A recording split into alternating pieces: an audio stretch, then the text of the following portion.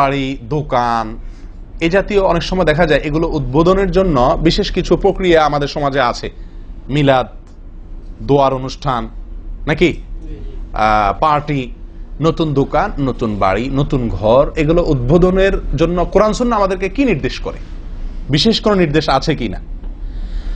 এর জবাব হলো যে আসলে নতুন ঘর, নতুন বাড়ি, নতুন স্থাপনা, নতুন অফিস, নতুন দোকান, এগুলো উদ্বোধনের জন্য কোরআন সুন্নাহ বিশেষ কোনো নির্দেশনা আমাদেরকে দেওয়া হয় নাই। বিশেষ কোনো নির্দেশনা দেওয়া হয় নাই। আপনি সরাসরি যে এটা ব্যবহার শুরু করতে পারেন, তবে দোয়া করে উদ্বোধন করা জরুরি অথবা আপনার মিলাদ দিয়ে উদ্বোধন করা জরুরি, এরকম একটা ধারণা আমাদের সমাজে বদ্ধমূল আছে। এই যে জরুরি মনে করার ধারণা বদ্ধমূল আছে, এ কারণে কেউই দোয়া ছাড়া, মিলাদ ছাড়া উঠে না। মনে করে উঠলে ক্ষতি হবে, জিনে ক্ষতি করবে, এই হবে, বরকত হবে না। এটা ভুল ধারণা, এটা বেদাত। যে মিলাদ দিয়ে নতুন স্থাপনা উদ্বোধন বা ঘরবাড়ি উদ্বোধন অথবা দোয়ার অনুষ্ঠান করে মানুষ ডেকে সবাইকে নিয়ে দোয়া করায়া এটা করা, এটা বেদাত। তাহলে কি করতে হবে? কিছুই করার নির্দেশ নাই। আপনি যদি চান শয়তান থেকে মুক্তি, তাহলে হাদিসের ভিতরে সূরা বাকারা পড়ার কথা বলা আছে। আপনি সূরা বাকারা পাঠ করে শুরু করেন, এতটুকু করেন, তাও সেটারও বিশেষ কোনো নির্দেশ নাই।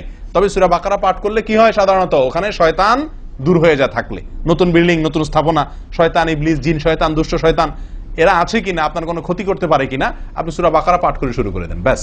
এতটুকু আপনি করতে পারেন, সেটাও বিশেষ কোনো নির্দেশ না। যদি আপনার শয়তানের আক্রমণ থেকে আপনি রক্ষা পেতে চান, তাহলে এটা আপনি করতে পারেন। কথাকে বুঝতে পারছি?